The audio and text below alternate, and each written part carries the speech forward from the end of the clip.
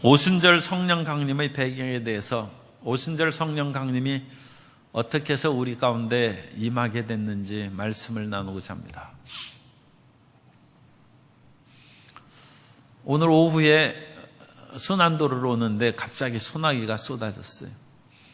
그래서 상당히 빗줄기가 굵어지고, 그래서 비가 이제 좀 많이 오는가 그렇게 생각을 했는데, 이 봉선동 쪽에 오니까 비가 또 한 방울도 안 왔어요. 그래가지고 길을 보니까 비가 오는 흔적도 없어요. 그런데 이제 교회까지 오니까 비가 이제 조금 내리기 시작했습니다. 남구 대촌동에 대촌천이 있는데, 그 대촌천이 제가 안 가봤는데 그 신문에 보니까 바닥이 드러났어요. 완전히 모래바닥이에요, 모래. 오늘 물이 한 방울도 없어요. 그래서 정말로 이 물고기들이 어디 갔는지 걱정이 되더라고요. 그런데 물고기가 어찌 걱정이 그렇게 크게 되겠습니까? 이 사람이 걱정이죠. 그래서 대촌천에 물이 하나도 없으니까 논에 물을 댈 수도 없고 밭에다가 물을 댈 수도 없고 완전 거기가 모래바닥이 됐어요. 그런데도 남부 순환도로에서는 또 비가 그렇게 갑자기 억수로 쏟아지고, 아담과 하와가 죄를 범한 후로 모든 인생들이 굴곡이 심한 삶을 살았습니다. 가시엉겅퀴가 가득한 삶을 살고 저주와 질병 가운데 신음하다가 죽어가는 인생이 됐습니다. 그런 가운데 하나님께서는 소나기처럼 성령의 은혜를 부어주셨어요. 그래서 그런 은혜를 받은 사람이 가끔 있었습니다. 이스라엘이 미디안 사람들에 의해서 고통을 당할 때 하나님께서는 기드온을 부르사 하나님의 영이 임함에 그 사람이 포도주 틀에서 몰래 숨어서 타작하던 사람이었는데 300용사를 가지고 미디안의 그런 거대한 연합군을 무찌르고 이스라엘의 자유와 해방을 주었습니다. 이스라엘이 철기 시대가 블레셋보다 늦게 들어왔어요. 그래서 이스라엘이 후기 청동기를 사용할 때 블레셋은 철기 시대에 들어왔습니다. 왜냐하면 블레셋 사람들이 가나안 땅에 제일 먼저 철기를 받아들여서 온 그런 민족이에요. 그러니까 우리는 블레셋을 우습게 알지만 사실은 블레셋은 그 당시로 보면 문화민족입니다. 최첨단의 그런 무기와 병기를 가지고 생활하던 그런 블레셋이었어요. 그런 블레셋에게 이스라엘 백성들이 당해낼 수가 없었어요. 그런 가운데 하나님께서는 개인적으로 마치 소나기가 오는 것처럼 삼손에게 하나님의 영이 임함에, 이 삼손이 무기도 변변한 게 없어요. 여러분, 칼로 싸우는 게 좋겠습니까? 나귀 턱뼈로 싸우는 것이 좋겠습니까? 그런데도 불구하고 나귀 턱뼈로 이 블레셋 사람들을 1,000명이나 쳐부수고 여러 가지 어려움 속에서 이스라엘을 구했어요. 그러나 그것은 특별한 소나기와 같은 성령이었어요. 그렇기 때문에 정말로 모든 지역에 하나님의 은혜가 내리고 성령의 단비가 임하는 그런 날을 다가오기를 모든 사람들이 소망했고, 한쪽만 비가 와가지고는 별 도움이 안 됩니다. 온 나라에 비가 흡족히 내리는 그런 은혜가 임해야 되는 것이죠. 한두 사람만 성령 충만함 받고 살아서 어찌 되겠습니까? 모든 사람이 그리스도 예수를 믿고 성령의 은혜를 받으면 행복한 인류가 될 줄로 믿습니다. 그래서 그 일을 위해서 예수님께서 이 땅에 오셔서 내가 모든 사람들이 죄를 짊어지고 십자가에 못 박혀 피를 흘린다. 그래서 주님께서 그 일을 행하신 것입니다. 그런데 예수님께서 모든 사람의 죄를 과연 짊어지고 십자가에서 못 박혀 돌아가심으로 인류의 죄가 청산이 되고 모든 사람들이 하나님의 은혜 가운데 들어갈 수 있게 되었는지 확실한 증거가 필요합니다. 구약 시대의 이스라엘 사람들이 하나님 앞에 나와서 제물을 드립니다. 기쁠 때도 제물을 드리지만 대부분 사람들이 죄를 지어야 나오죠. 속죄제를 많이 드립니다. 그 속죄제를 드리면 그 속죄제를 드린 그것이 하나님 앞에 연락됐다는 것을 제사장들이 얘기해 주는 거예요. 그래서 제사장들이 제사를 드리고 간절한 기도를 대신 올린 후에 하나님이 전에 이제 제사장이 중보 기도를 올리는 것이죠. 그런 후에 하나님께서 기도의 향이 쫙 올라간다든지 번제단의 연기가 하늘로 향해서 올라가는 것, 그러니까 사람이 생각하는 것은 이제 그런 외부적인 것으로 알 수 있는 거죠. 그런데 연기가 올라가지 아니하고 제사장이 그 제물을 드릴 수 없을 정도로 연기가 막 흩어져서 막 밑으로 내려오고, 그러면 이 사람의 제물은 하나님이 안 받으시는구나. 옛날에 아궁이에 불을 지펴서 그 불을 지피면 불길이 쫙 해가지고 그 연기가, 하얀 연기가 그 모락모락 그렇게 나가야 그게 기분이 좋지. 불길이 아궁이로 들어가지 아니하고 불길이 밖으로 나오고 그러면 불 뗀 사람도 코도 맵고 그거 뭐 제대로 되겠습니까? 그런 것처럼 제사장이 당신의 제물을 하나님께서 받으셨습니다. 그것을 제물을 드리면서 하는 거예요. 그래서 그것을 보면 제사장이 나와서 축복하는 거예요. 그래서 우리 그 그림 있습니다. 사진 그거 나오면 그 사진을 띄워보세요. 그러면 저기처럼 이렇게 해보세요. 이 손가락을 2개 이렇게 붙이면 돼요. 붙여가지고 이렇게 하면 당신의 것을 하나님이 열마하셨다는 것. 이게 축복합니다. 축복. 이 2개를 이렇게 붙여야 돼요. 2개씩 붙여가지고. 그래서 저 그림을 자세히 보시고. 그래서 대제사장과 저 화려한 옷을 입은 사람이 대제사장이고 다른 사람들은 일반 제사장입니다. 예. 그래가지고 그것을 이제 얘기를 주는 거예요. 그리고 이 성소에서는 이 예언자들이 있는데 그 예언자들 가운데 제의 예언자라고 있어요. 제사 드리는 그 모든 것들을 하나님께서 받으셨다는 것을 얘기하는 예언자들을 컬틱 프로핏이라고 합니다. 제의 예언자. 그래서 제의 예언자가 그 제물을 드린 사람 앞에 나와서 당신의 소원을 하나님께서 들어주셨다. 그것을 얘기해 주는 거예요. 선지자죠. 그런 것처럼 예수님께서 십자가에서 못 박혀 죽으시고 부활하셨는데 그 부활한 것을 많은 제자들이 봤어요. 그러나 그렇지 못 본 사람이 더 많죠. 확인하지 못한 사람들이 더 많은 거예요. 그 사람들에게 모든 것을 확실히 알 수 있게 해주는 증거가 필요한 증거.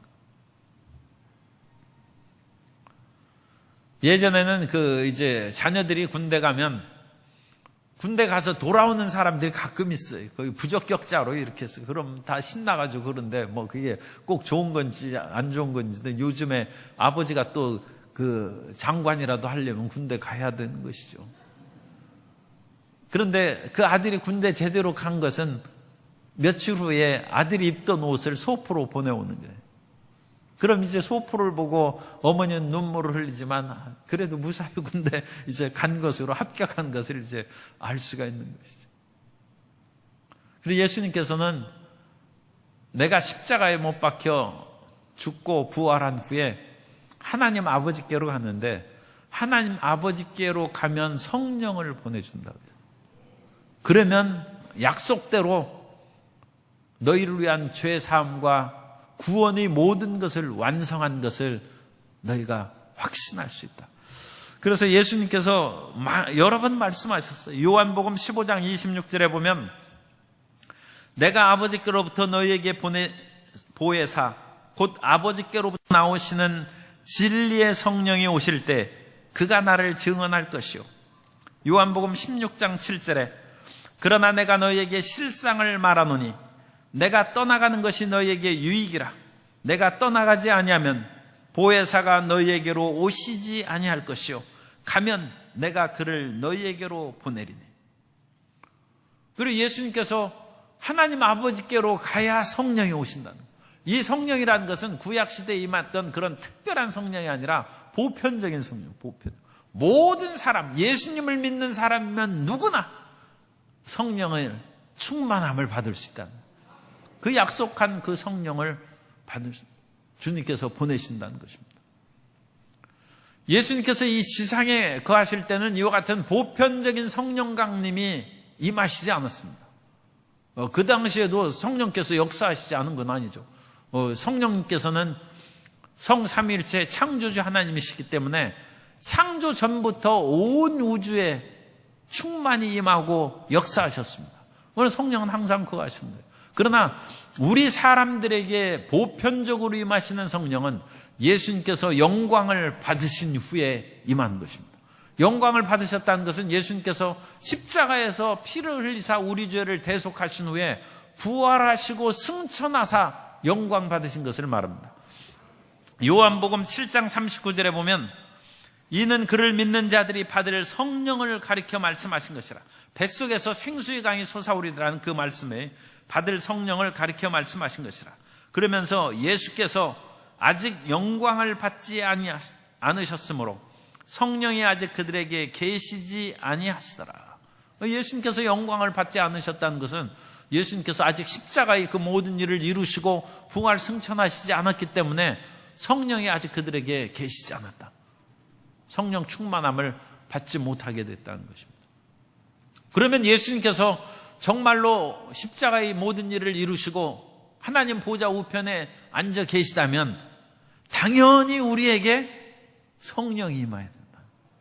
그러니까 성령을 이렇게 우리가 충만히 받는 것은 예수님의 사역이 확실히 이루어졌다는 것을 우리가 믿는 그런 증거가 되는 거예요. 증거가 되는 것이고, 예수님께서 하나님 보좌 우편에 계시고 천국에 계시다면 우리가 예수님을 믿으면 반드시 천국 갈 것을 확신하는 증거가 성령 받는 거예요. 성령의 충만함을 받아야 우리가 분명히 천국 간다는 것을 확신할 수 있어요.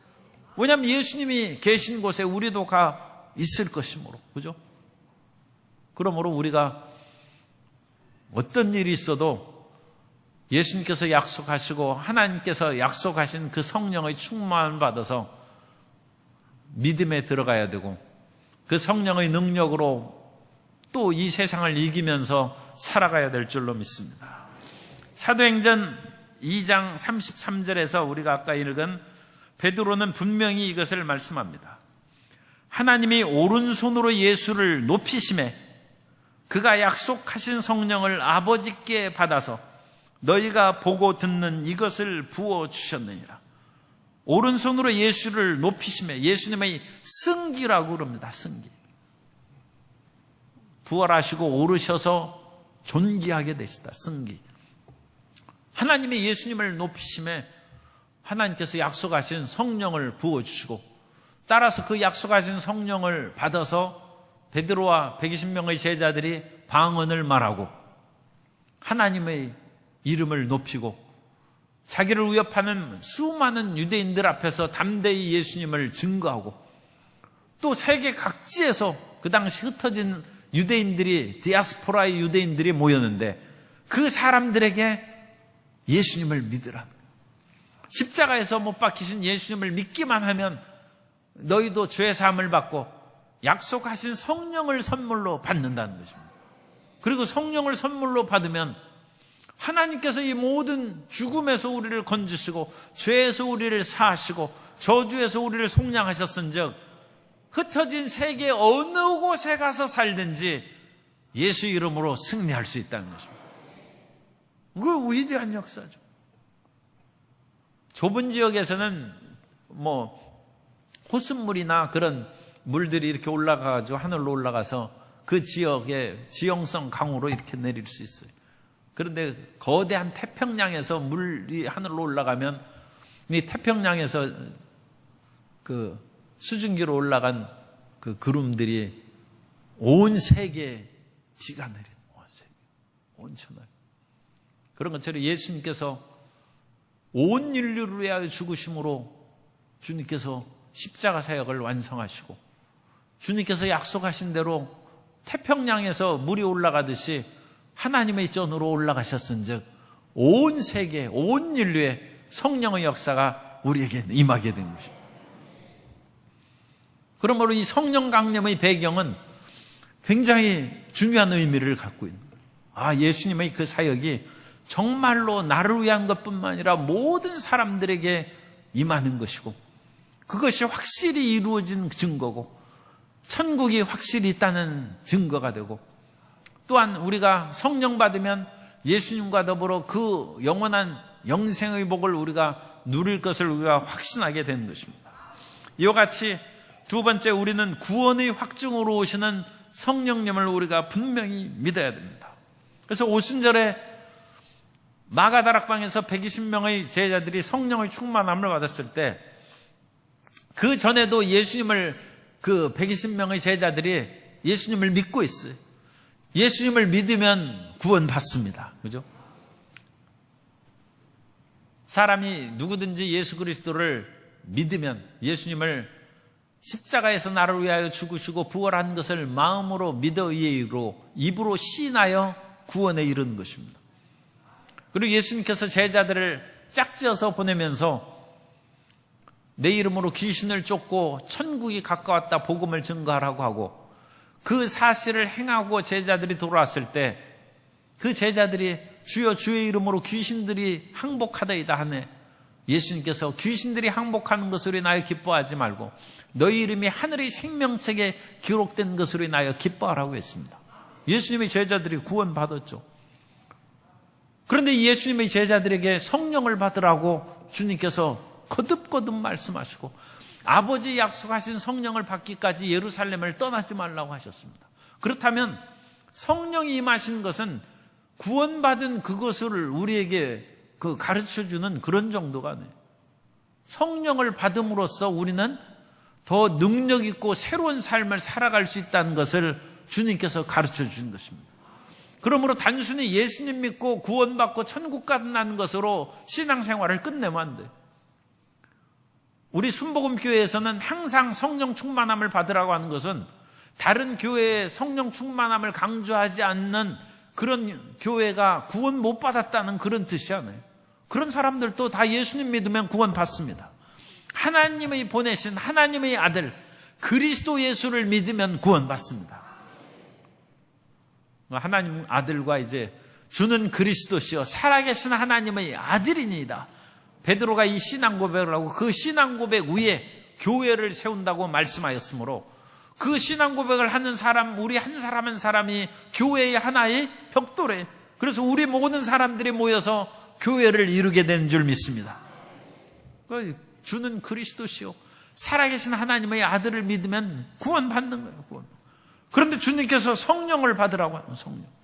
그러므로 이 성령을 받는 것은 우리 신앙의 새로운 활력과 새로운 전기를 마련하는 그런 계기가 되겠구나. 그걸 우리가 인식을 해야 됩니다.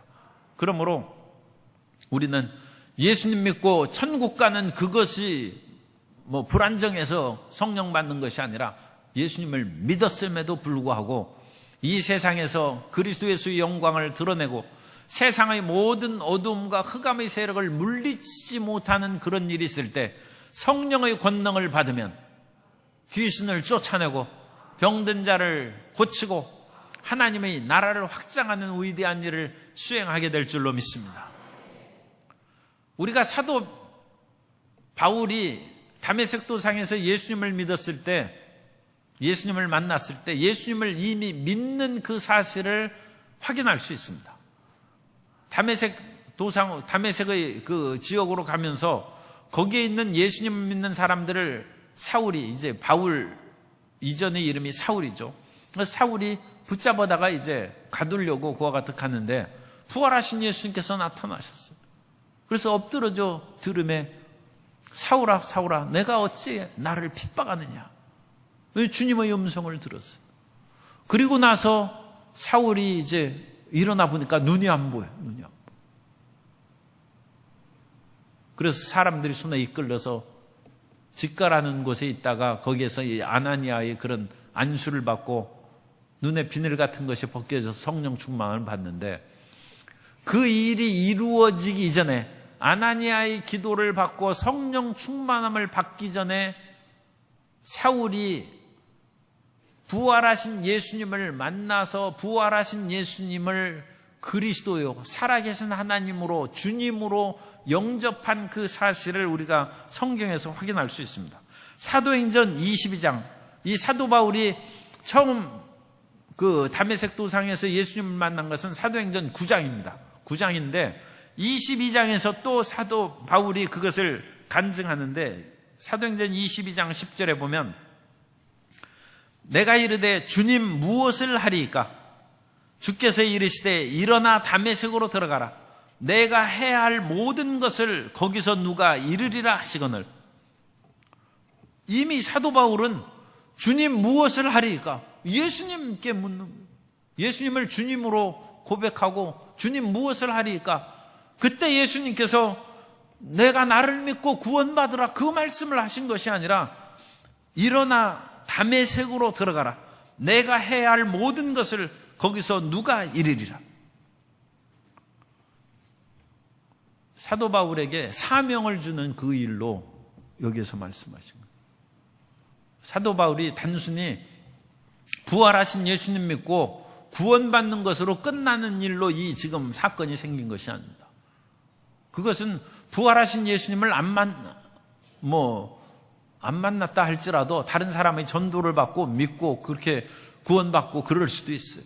그러나 주님께서 친히 나타나셔서 사울을 부르시고 그를 깨우쳐 주신 것은 성령의 충만함 받고 사명을 수행할 수 있도록 그를 이끄신 것입니다.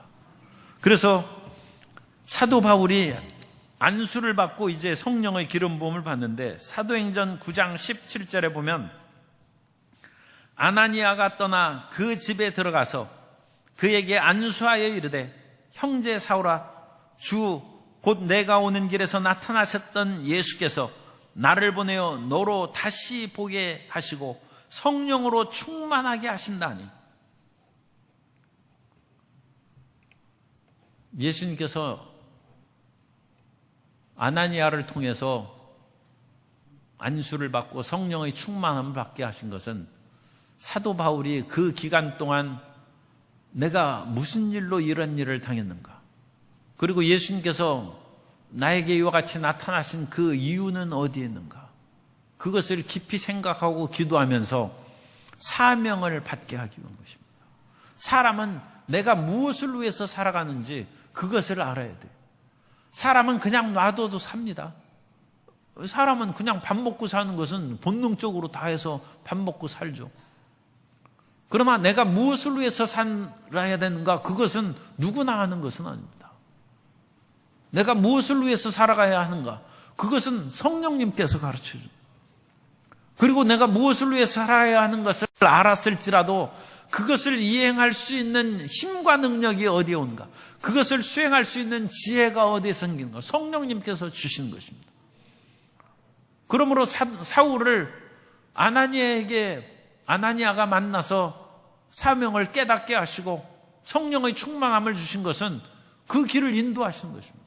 그러므로 우리가 반드시 성령의 충만함을 받아야 되는 까닭은 예수님께서 나의 죄를 속량하시고 구원을 이루셨다는 그것을 믿을 뿐만 아니라 내 인생의 참다운 의미를 깨닫고 내가 무엇 때문에 살아가야 하는지 그것을 아는 것이고, 그것을 우리가 알아도 행할 수 있는 힘이 없으면 못하는 것이죠. 그러나 성령이 임하시면 그 일을 넉넉히 행하게 될 줄로 믿습니다. 그것을 수행할 수 있는 힘을 주십니다. 스데반이 순교하고 나서 예루살렘 교회가 핍박에 대해서 수많은 사람이 흩어졌는데, 그 가운데 스데반의 동기 집사, 그 당시에는 이제 동기 안수 집사죠. 안수 집사인데, 그 당시 이제 집사의 직분이, 특별히 이제 안수 집사, 집사 그런 식으로 구분을 하지 않았지만, 그런 이제 안수 집사라고 얘기할 수 있는 그런 직분이고, 그런 것들은 이제 오늘날로 하면 그냥 장로 직분을 연결시켜서도 생각할 수 있습니다. 그 당시에 특별히 장로나 그런 것으로 교회가 조직이 세분화되지 않았기 때문에. 그래서 어쨌든 하나님께서 기름 부어서 7 집사를 세웠어요. 그래서 그 동기 빌립이 자기 동기 스데반이 순교하는 것을 보고 사마리아로 피했는데, 사마리아 피에서 복음을 증거하며 거기에 있는 사람들이 예수님을 믿었어요. 예수님을 믿고 또 놀라운 기적도 나타나서 중풍병자가 낫고 귀신이 떠나가고 그 성에 큰 기쁨이 있었다고 했습니다. 그러면 그 사마리아 사람들 예수님 믿고 구원받은 것이죠. 그런데 희한하게도 사마리아 사람들에게 성령이 내리지 않았다. 예수님을 성령이 아니고 어찌 믿겠습니까? 그러니까 이 성령이 내리지 않았다는 것은 다른 의미로 생각할 수 있어요. 그것은 주님께서 성령의 충만함을 주시고 사명을 주시는 그런 의미로 이 사도행전 8장에 나오는 사마리아 사람의 성령 역사를 우리가 생각할 수 있다는 것입니다. 사도행전 8장 14절에 보면 예루살렘에 있는 사도들이 사마리아도 하나님의 말씀을 받았다함을 듣고 베드로와 요한을 보내매 하나님의 말씀을 받고 무슨 말씀을 받겠어요? 주는 그리스도시요 살아계신 하나님의 아들이다. 예수님께서 우리 죄를 위하여 십자가에 못 박혀 피를 흘리셨다. 그것이 하나님의 말씀이죠. 구원의 하나님의 말씀입니다. 말씀을 받았다함을 듣고 베드로와 요한을 보내매 그들이 내려가서 그들을 위하여 성령 받기를 기도하니 이는 아직 한 사람에게도 성령 내리신 일이 없고 오직 주 예수의 이름으로 침례만 받을 뿐이더라. 예수 이름으로 침례 받았으면 그건 구원 받은 거죠. 예수님 믿고 우리가 침례 받을 때는 주는 그리스도시요 살아계신 하나님의 아들이라는 것을 신앙 고백하고 성부와 성자와 성령의 이름으로 침례를 주지 않습니까? 구원 받은 것이죠. 그건 사람으로서는 안 받았는지 받았는지 누가 할 수 있겠습니까? 그러나 하나님의 말씀을 믿고 하나님의 말씀대로 시행하면 구원이 임하게 된 줄로 믿습니다. 구원 받은 것이죠. 그런데 아직 성령을 받은 것이 없다는 것입니다. 이에 두 사도가 그들에게 안수하며 성령을 받는지라. 그래서 이 성령은 제2의 은혜입니다. 두 번째, 우리가 예수님을 믿을 뿐만 아니라 성령의 충만함을 받아서 권능을 받고 하나님의 증인이 되고 이 세상을 살아가는 사명을 깨닫고 그 일을 위하여 전진해 나아갈 수 있는 힘이 있는 크리스찬이 되어야 될 줄로 믿습니다. 그 길로 나가. 고넬료의 사건에 있어서도 마찬가지입니다. 고넬료의 집안도 고넬료는 이미 기도하는 것이 하늘에 상달된 사람이에요. 그건 이방인이죠. 이방인인데 이 고넬료가 구제하고 자선한 일에 열심을 다하며 하나님께서 고넬료를 이미 알고 계셨어요. 그것만으로 구원받았다. 그렇게 얘기하기는 어렵죠. 얘기하기는 어려운데 어쨌든 하나님이 아시는 고넬료예요. 그런데 하나님께서 베드로에게 환상을 보여주시고 고넬료에게 사람을 보내라고 해서 베드로를 초청해서 설교 말씀을 듣는 거예요. 그런데 그 설교 말씀을 들을 때 그 사람들에게 이미 회개하고 예수님을 믿었다는 그 증거가 여기에서 나타나요. 그래서 사도행전 11장 18절에 보면 그들이 이 말을 듣고 잠잠하여 하나님께 영광을 돌려 이르되 그러면 하나님께서도 이방인에게도 생명 얻는 회개를 주셨도다 하니라.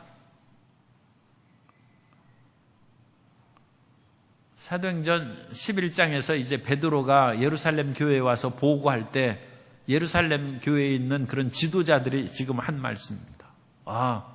그 사람들에게도 이방인들인데도 불구하고 회개하는 그런 역사를 주님께서 베풀어 주셨구나. 그리고 실제 현장에서 베드로가 고넬료의 집안에 복음을 증거할 때는 그것이 10장에 있는 기록인데 10장 44절 이하에 보면 베드로가 이 말을 할 때 성령이 말씀 듣는 모든 사람에게 내려오시니 베드로와 함께 온 할례 받은 신자들이 이방인들에게도 성령 부어주심을 말미암아 놀라니. 이미 베드로가 설교할 때 그 모든 사람들은 회개의 그런 것들을 준비하고 고백한 그런 고넬료의 집안 사람들이다. 그런데 베드로가 설교를 할 때 이때는 참 희한한 것이죠. 베드로가 혹시 안수하고 그랬다면 내가 왜 이방인에게 안수했느냐 하고 그 다른 교회의 지도자들이 그것을 문제 삼아서 비판할 수도 있어요. 베드로가 손도 내지 않습니다.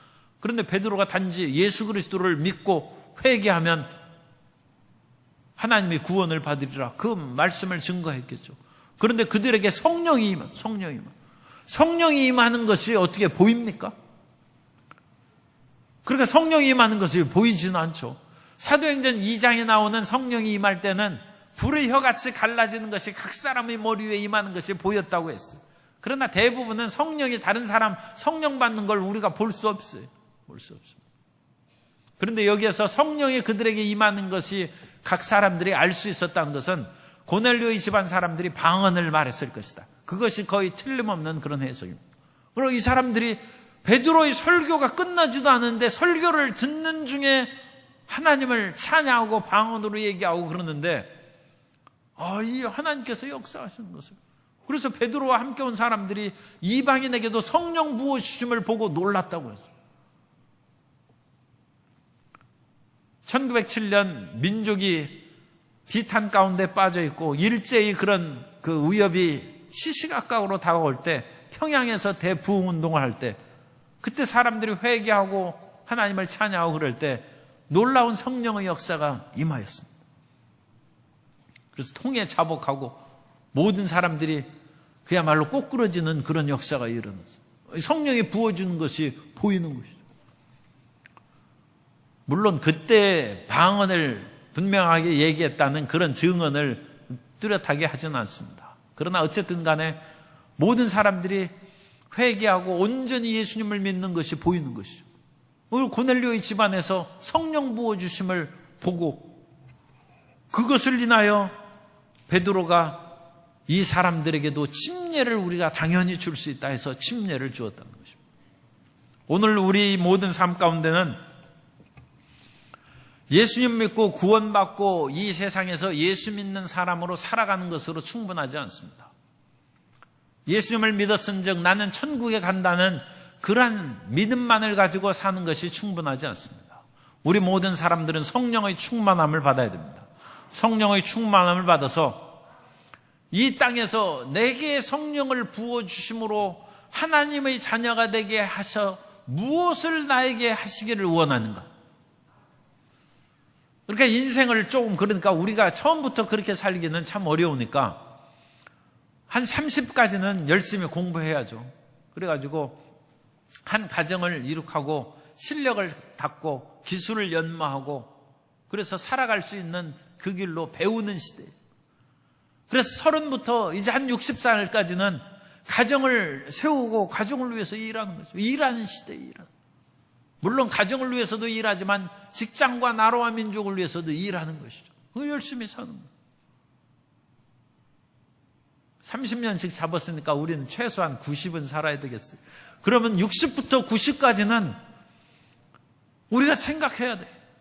하나님께서 나를 이와 같이 예수님 믿게 하고 성령 부어주셨는데 내가 하나님을 위해서 과연 무엇을 하며 살아가야 되는지 그건 60부터 90까지 그렇게 살아야 돼.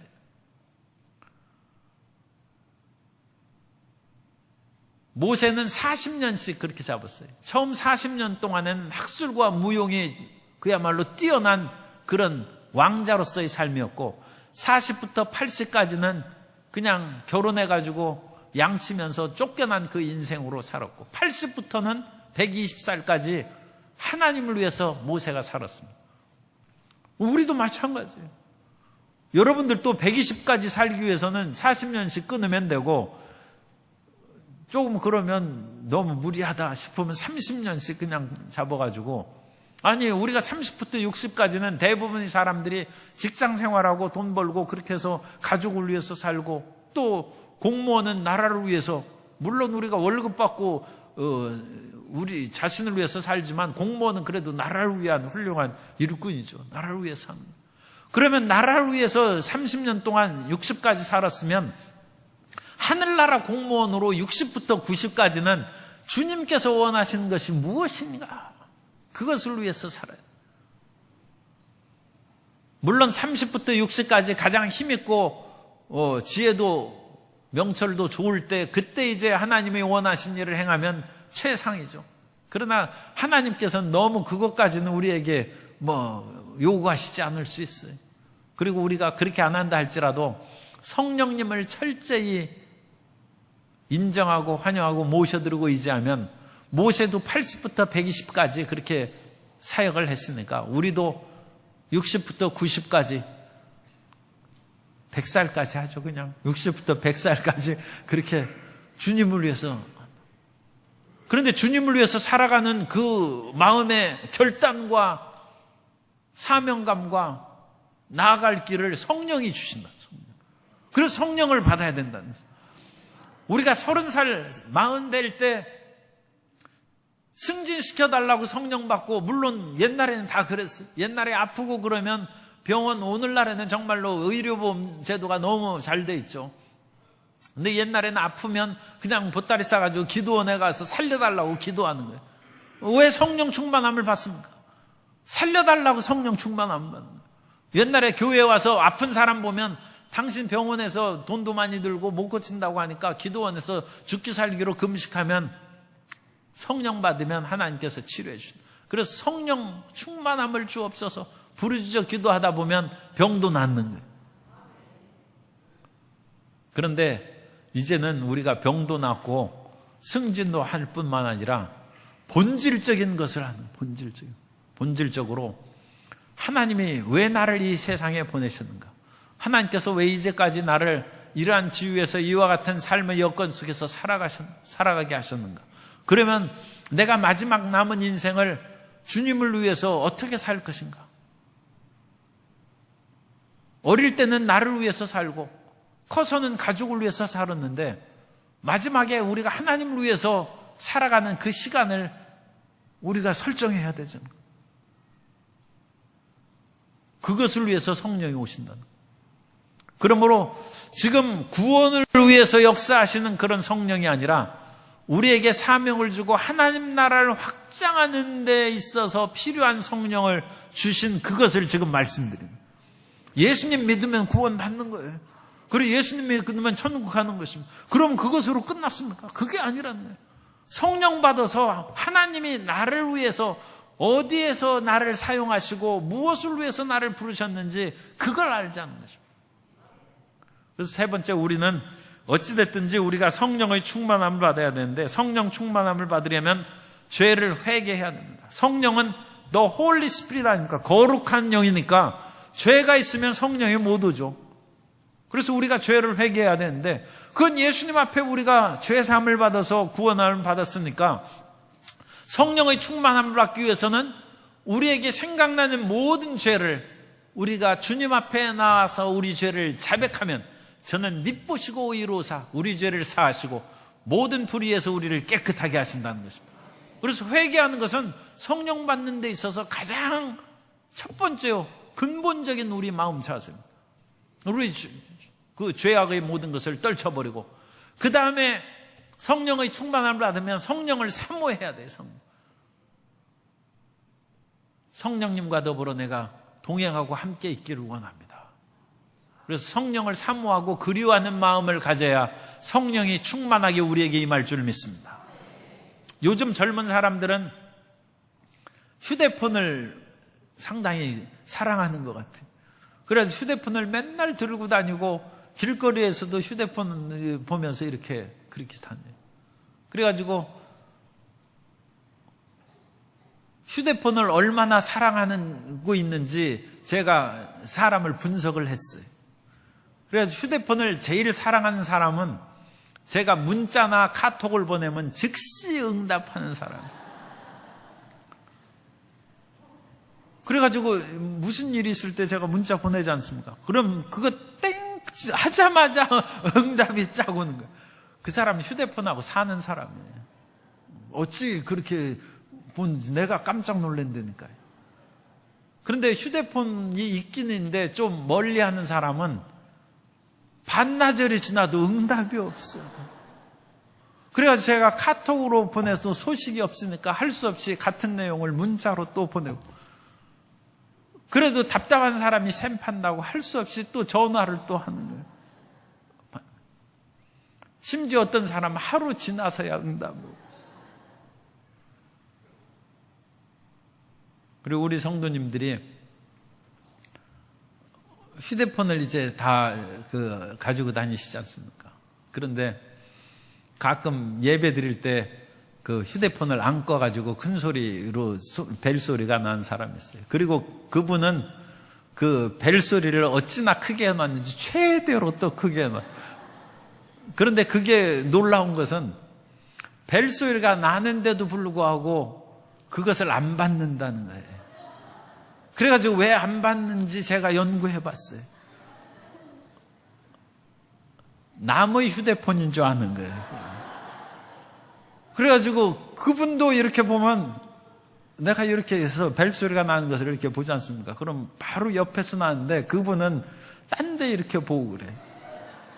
그러면서 아마 생각할 거예요. 누가 저렇게 큰 소리로 휴대폰을 끄지도 않고 예배 들어왔나 하는데, 그러다가 옆 사람이 이렇게 좀 깜짝 놀라가지고 이게 내 가방에서 나는 거예요.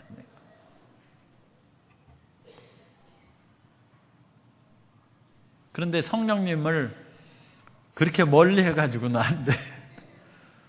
성령 충만함을 받는 것은 젊은이들이 최고예요. 젊은이들은 휴대폰을 가슴에 놓고 사는지 어찌 됐는지 알 수가 없지만 어쨌든 즉각적으로 그걸 반응하고. 그래 휴대폰 반응이 금방 오는 분들은 청년이에요, 청년. 반나절 걸리는 분들은 조금 자신을 살펴가지고 아무래도 끈으로 자기 몸에다 묶고 다니시는 것이 효과적일 것이라 그렇게 생각이 듭니다. 그런데 우리가 성령의 그런 충만함을 받고 성령과 더불어 동행하려면 성령께서 우리에게 말씀하실 때 그것을 금방 알아야죠. 금방 알아야죠.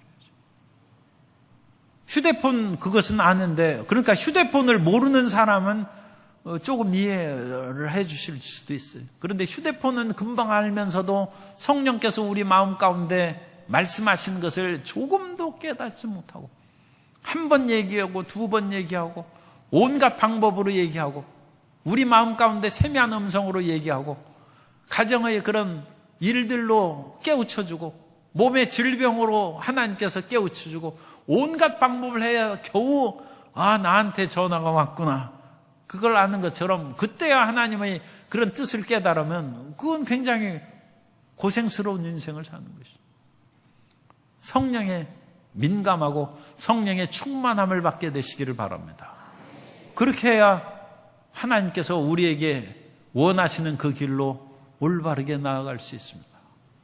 그래서 우리가 성령의 그런 충만함을 받기 위해서는 아무래도 이 세상에 대한 그런 것들이 마음 가운데 끊어지고 정리가 돼야 되는데, 정말로 성령 충만을 받아서 하나님의 뜻을 쫓아 살아가기를 원하시는 분들은 할 수 없어요. 금식을 좀 해야 됩니다. 금식을 하면 세상에 대한 것들이 닫힙니다. 금식을 하면 세상에 대한 즐거움의 감각이 둔해지는 거예요.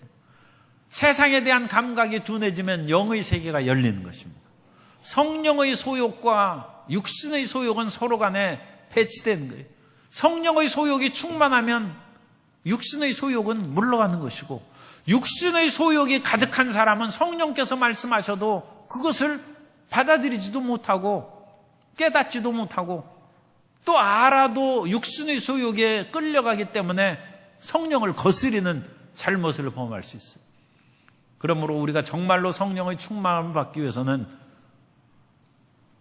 금식하면 우리의 영적인 감각이 예민해집니다.